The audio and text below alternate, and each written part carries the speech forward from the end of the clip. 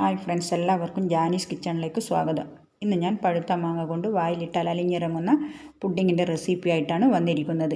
അതിനു വേണ്ടിയിട്ട് 2 പഴുത്ത മാങ്ങയാണ് എടുത്തിട്ടുള്ളത്. ഇനി നമുക്കിതിൻ്റെ തൊലിയൊക്കെ കളഞ്ഞ് ചെറിയ കഷ്ണങ്ങളാക്കി മുറിച്ചെടുക്കണം. ഇനി ഇത് അരച്ചെടുക്കാനായിട്ട് മിക്സിയുടെ ജാറിലേക്ക് ഇട്ട് കൊടുക്കാം. ഇനി ഇതിലേക്ക് 1 കപ്പ് പാലാണ് ചേർത്ത് കൊടുക്കുന്നത്. സാധാരണ തണുത്ത പാലാണ് എടുത്തിട്ടുള്ളത്. ഇനി 1/2 കപ്പ് അളവിൽ പഞ്ചസാര ചേർത്ത് കൊടുക്കാം. ഇനി ഇതെല്ലാം കൂടി നല്ല രീതിക്കൊന്ന് അരച്ചെടുക്കാം. ഇതെല്ലാം കൂടി നല്ല രീതിക്ക് അരച്ചെടുത്തിട്ടുണ്ട്. നാരില്ലാത്ത മാങ്ങ ആയതുകൊണ്ട് ഞാനിതിപ്പോൾ അരിച്ചെടുക്കുന്നില്ല. നാരുള്ളതാണെങ്കിൽ അരിച്ചെടുത്ത് ഉപയോഗിക്കുന്നതാണ് നല്ലത്. ഇനി നമുക്കിത് മാറ്റി വെക്കാം. ഇനി ഇതിൽ ചേർക്കാനായിട്ട് കസ്റ്റാർഡ് പൗഡറാണ് എടുത്തിട്ടുള്ളത്. കസ്റ്റാർഡ് പൗഡർ ചേർക്കുമ്പോൾ ഒരു പ്രത്യേക രുചി തന്നെയാണ്. 2 ടേബിൾ സ്പൂൺ കസ്റ്റാർഡ് പൗഡറാണ് എടുത്തിട്ടുള്ളത്.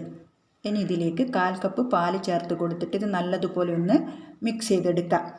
കസ്റ്റാർഡാണ് ഈ പുഡിങ്ങിന് ബൈൻഡിങ് കൊടുക്കുന്നത്. ഇപ്പോൾ ഇതാ നല്ലതുപോലെ കട്ടകളൊന്നുമില്ലാതെ മിക്സ് ചെയ്ത് എടുത്തിട്ടുണ്ട്. ഇനി നമുക്ക് അടുപ്പത്ത് പാൻ വെച്ച് കൊടുത്തിട്ട് നമ്മൾ അടിച്ച് വെച്ചിരിക്കുന്ന മാങ്ങയുടെ പ്യൂരി ചേർത്ത് കൊടുക്കാം.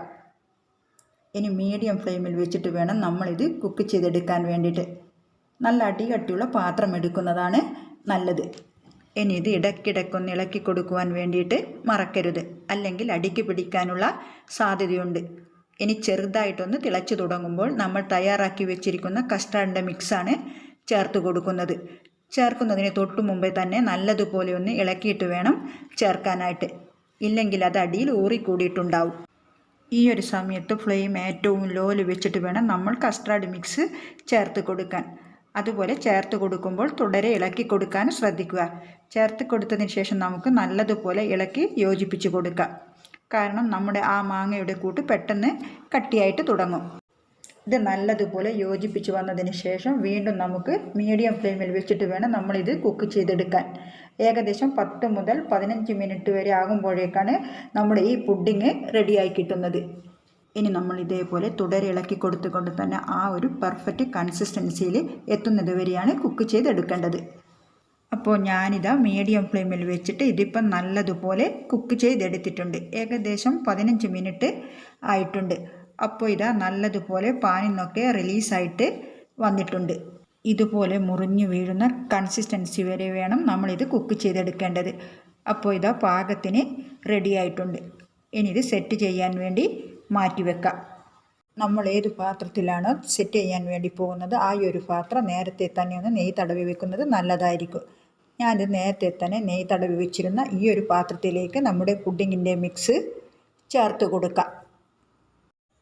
ഇനി നമുക്കിതൊന്ന് ലെവൽ ചെയ്തെടുത്തതിന് ശേഷം റൂം ടെമ്പറേച്ചറിൽ വെച്ചിട്ട് ആ ഒരു ചൂട് നല്ലതുപോലെ മാറി വരാൻ വേണ്ടിയിട്ട് വെക്കാം. ചൂട് നല്ലതുപോലെ മാറി വന്നതിന് ശേഷം നമുക്കിത് ഫ്രിഡ്ജിൽ വെച്ച് തണുപ്പിച്ചെടുക്കണം. ഇപ്പോൾ ഇത് റൂം ടെമ്പറേച്ചറിൽ വെച്ചിട്ട് ചൂട് നല്ലതുപോലെ മാറി വന്നിട്ടുണ്ട്. അത്യാവശ്യം ഇത് സെറ്റായിട്ട് വന്നിട്ടുണ്ട്. പക്ഷേ ഇത് നല്ലതുപോലെ തണുപ്പിച്ച് കഴിക്കുമ്പോഴാണ് ടേസ്റ്റ് കൂടുന്നത്. ഇനി നമുക്കിത് ഫ്രിഡ്ജിൽ വെച്ച് നന്നായിട്ട് തണുപ്പിച്ചെടുക്കാം. ഞാനിപ്പോൾ ഇത് ഓവർനൈറ്റാണ് വെച്ച് കൊടുത്തത്. അല്ലെങ്കിൽ ഇത് 4 മണിക്കൂറെങ്കിലും ഫ്രിഡ്ജിൽ വെച്ച് സെറ്റാക്കി എടുക്കണം. ഇത് പാകത്തിന് ആയിട്ടുണ്ട്.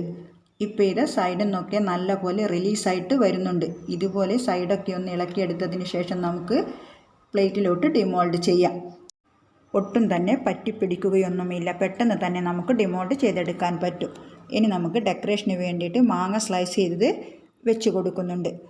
അപ്പോൾ വളരെ ടേസ്റ്റി ആയിട്ടുള്ള മാങ്ങ കൊണ്ടുള്ള പുഡിങ് ഇവിടെ റെഡി ആയിട്ടുണ്ട്. ഇതെല്ലാവരും ഒന്ന് ട്രൈ ചെയ്ത് നോക്കിയിട്ട് ഫീഡ്ബാക്ക് അറിയിക്കാൻ മറക്കരുത്. ഇനി നമുക്ക് അടുത്ത റെസിപ്പിയുമായിട്ട് വീണ്ടും കാണാം.